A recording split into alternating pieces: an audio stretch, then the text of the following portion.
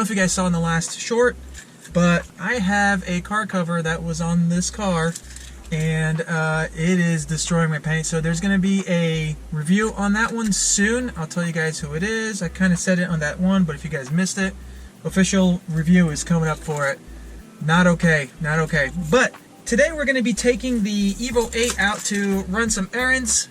Today I have to take the Evo 8 because the Alante last night on me, transmission did something crazy and only first gear is working on that car. I don't know if there's something to reset because the check engine light came on as well, which is kind of weird. It might be as easy as just a quick reset. Maybe even a flush. I looked it up. The transmission flush is kind of a pain in the butt because you have to take the whole freaking pan off. But I might be doing that. If the transmission is shot in that thing, I'm selling the car because to be honest, I can't afford 3 cars. Like I can't afford 3 cars. I'm not making a ton of money right now.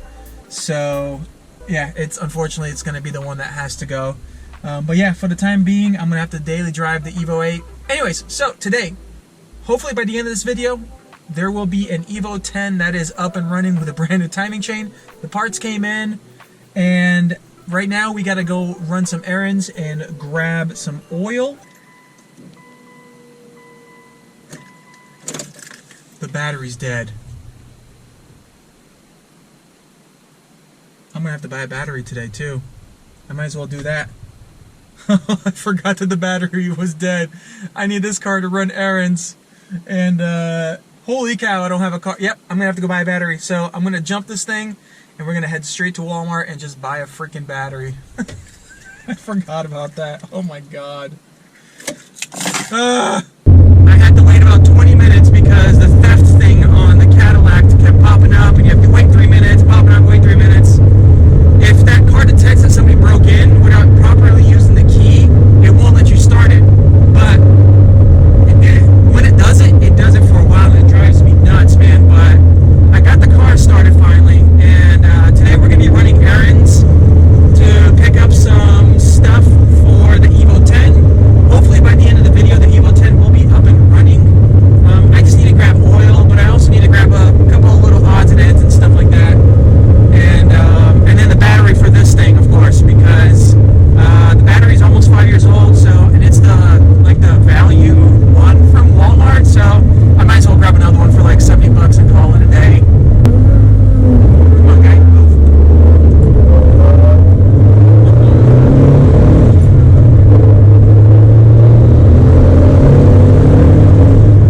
Yeah, boy.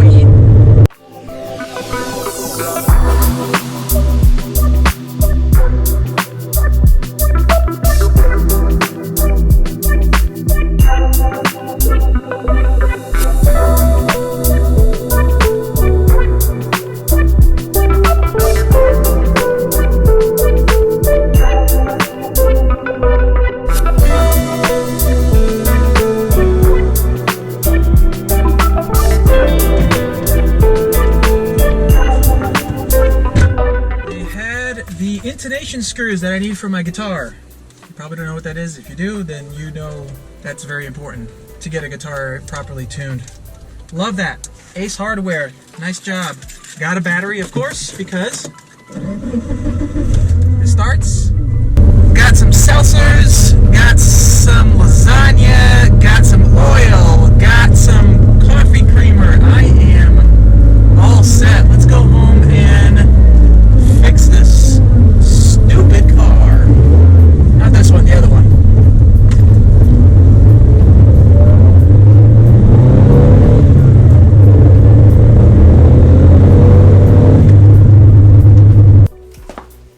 One of my favorite things about ordering parts from overseas, especially places like Japan, is that sometimes they'll put in packages here newspapers from their area. So these parts came from Osaka, and it's an Osaka newspaper that they use for packaging. It's really cool, man. Look at this. Grand Green Osaka, the North Residence. I can't read Japanese. I would love to learn, but that obviously means it's an apartment complex. But super freaking cool, man. I love it. I love it. All right, so I ordered the entire kit, and I actually end up saving like $100 ordering it from Japan. And by the time I placed the order till it got to my door, it was actually only a few days, even though this video is a few weeks after. Yeah, it only took like maybe 5 days tops from when I placed the order till it actually showed up on my doorstep. Incredible. But in the kit, I got the 2 guides that I need. Right? I got the new tensioner that, of course, as you saw in the last video, this is one of the things that failed miserably. And, of course, the updated chain. So we're going to take a look at this real quick and compare just to see how much it actually stretched. But you'll also see the difference between both of them. It actually feels a lot better too, man. Holy cow. Yeah, it actually feels heavier too, but there's the difference there. If you can see, there's a lot more reinforcement. So like essentially they'll have, looks like they have like a couple links together versus like separated. But of course they are the same width. Yeah, I mean, but look at this though. It stretched that much right there. Like maybe a quarter of an inch, but it's enough to, you know, destroy the engine. So yeah, there it is, man. I'm super excited about this. I'm ready to get this freaking car back on the road, especially considering I've been having problems with all my other cars. That freaking Elante randomly decided to start working again today compared to last night. Limping home in first gear was a disaster. First thing we're going to do is remove the old timing guides. Both of those guys right there. They are going to be pulled out, and then we're going to install the new ones. And then we're going to install the chain. Make sure all the timing marks are correct. And then we'll install the tensioner. And then check the marks one more time.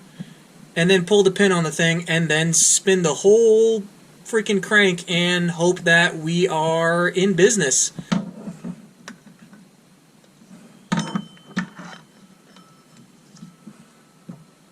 Look at the difference in color.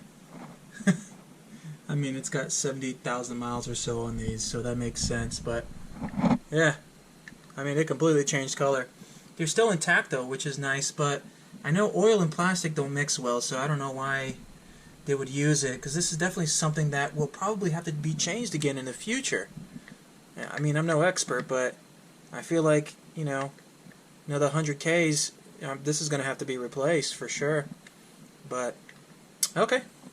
Let's pop it in. Okay, so the chain is on. What I learned in the process, though, is that I put the guides in first, and I wasn't able to put the chain on the crank pulley at the bottom, so I ended up removing the guides, lined up everything, put the chain on, and then I put the tensioner guide first, and then I did that one right there, and everything is tight, man. Like, it's just like, it's kind of incredible, like, the difference that like quarter inch, maybe half inch or whatever. All right, I went on ahead and switched back to my old camera because my GoPro died, but yeah, everything is nice and tight.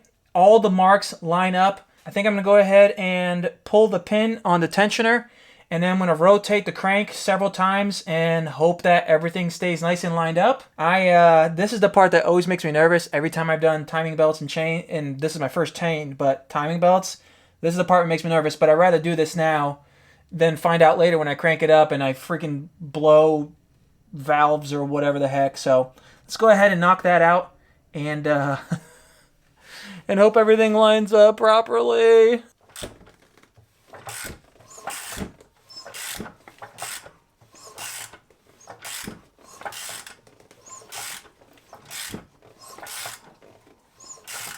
Let me get it top dead center and confirm that everything is still aligned properly. So that should be right about... These guys are in top dead center. Man, that's tight. That's awesome. Yep, it's everywhere it needs to be. All right, man. Now the fun part's going to be to put the timing cover back on. I need to put a bunch of gasket sealer stuff on it. I need to take all the old ones off. And then I can start putting everything else back on, man. Oh. Okay, the hard part's done. Holy crap. I'm going to go ahead and put gasket maker stuff all over the engine, starting with the top.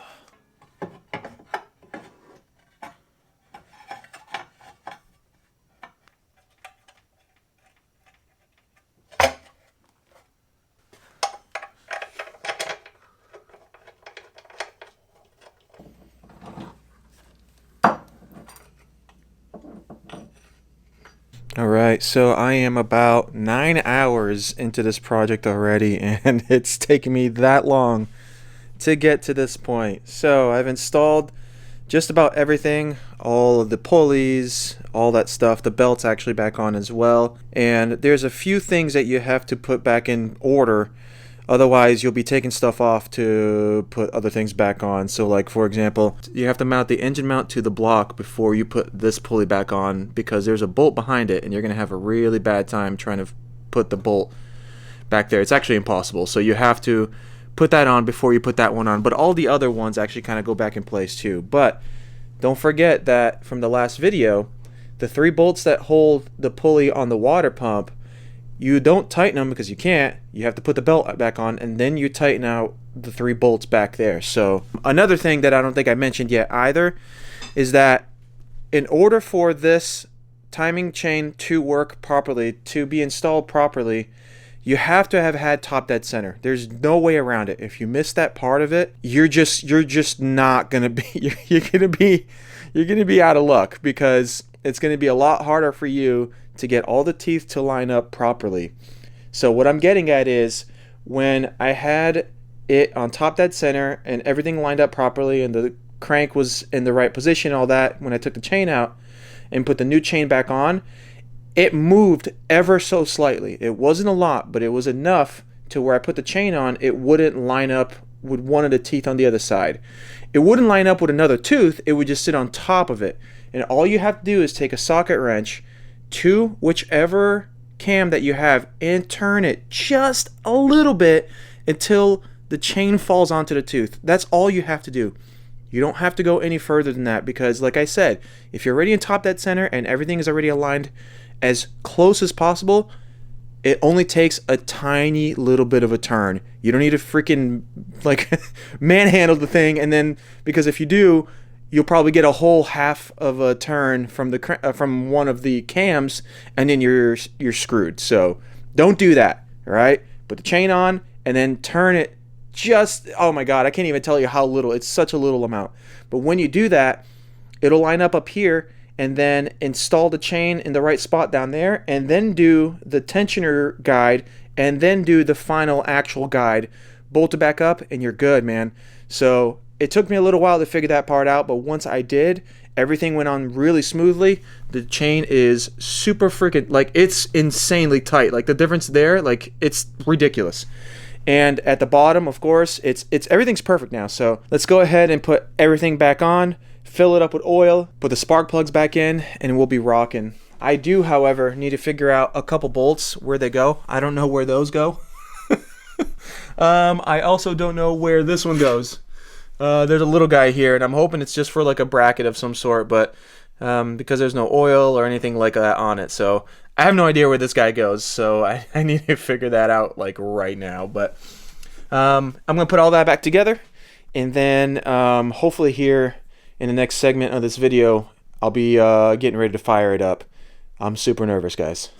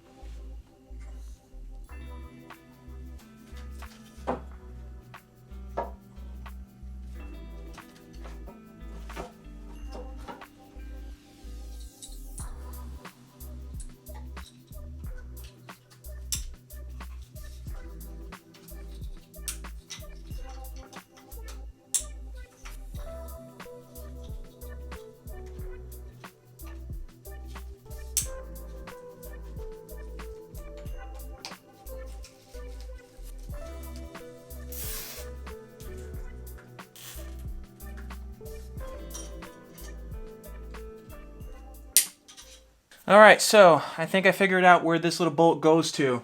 After looking around everywhere, putting everything back together, I realized that this actually goes to the timing chain cover. There is a bolt that goes directly just above the crank pulley, and I had to look up some pictures of a timing chain cover because I already have everything back together, and just started looking. and sure enough, there's one bolt that you can't see unless you stick your finger right behind the freaking serpentine belt, and it's missing this. So I would have had a pretty good sizable leak if I didn't put this back on. So we're gonna go ahead and put this back on, and then I'm gonna put oil in, and and then pray that this thing fires up first try without any hiccups or anything like that. But I've been very nervous about trying to start this car without this bolt, because this bolt feels pretty important. And yeah, sure enough, it's for the timing chain cover. So I'm going to put that on. I'm going to add some oil, and then we're going to fire it up for the first time. Whoo!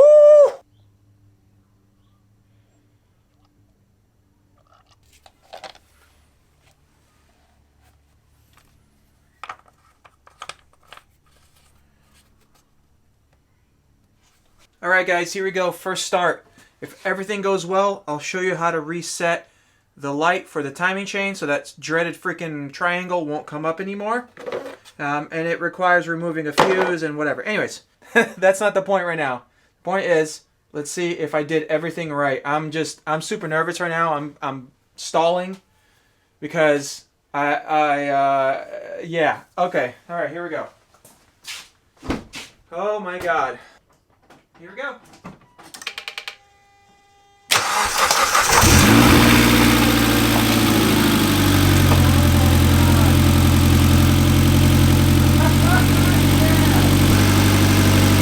Sounds pretty good.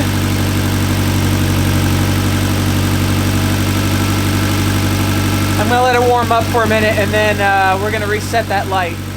Oh my god. The biggest sigh of relief. If you've ever done a timing belt or a timing chain, you know that feeling, that nervous, like, what's about to pop?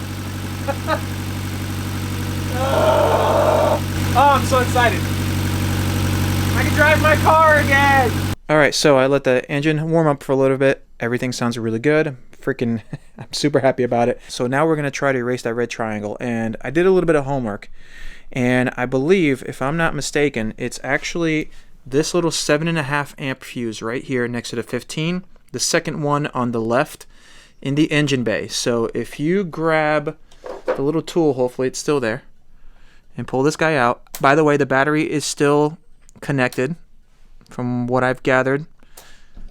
We're going to pull it out, and then let's go ahead and get in the car, and we're going to fire it up, and we should get like a check engine light, but that triangle might be gone already. So let's go ahead and fire it up, and then we put the fuse back on, and it should be gone. So we're gonna let it run for a minute. Hopefully this works. Yep, check engine light is on, right there. Will we get the triangle? We have not gotten the triangle yet. Okay, so it's pretty much gonna reset the values. I'm gonna let it run for a minute, and then we're going to turn the car off, put that fuse back in, and then turn it back on, and hopefully it's been cleared. Alright, I'm gonna go ahead and turn it off. Check engine light is still on, but no triangle of death yet. Just the yellow one, but not the red one. So let's go ahead and turn it off. Alright, engine's off. We're gonna go ahead and pop this fuse back on right here.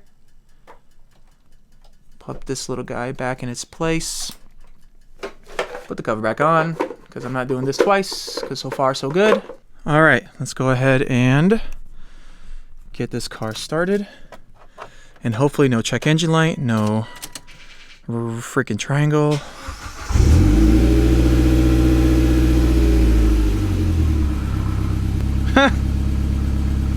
No way. It's gone, just like that. That worked. That worked brilliantly. I don't have to spend a couple $100 at the dealership for them to reset the light. Nice. So that triangle probably just means the hood. So let me go ahead and close the hood and make sure that everything's okay. Do I have anything in here?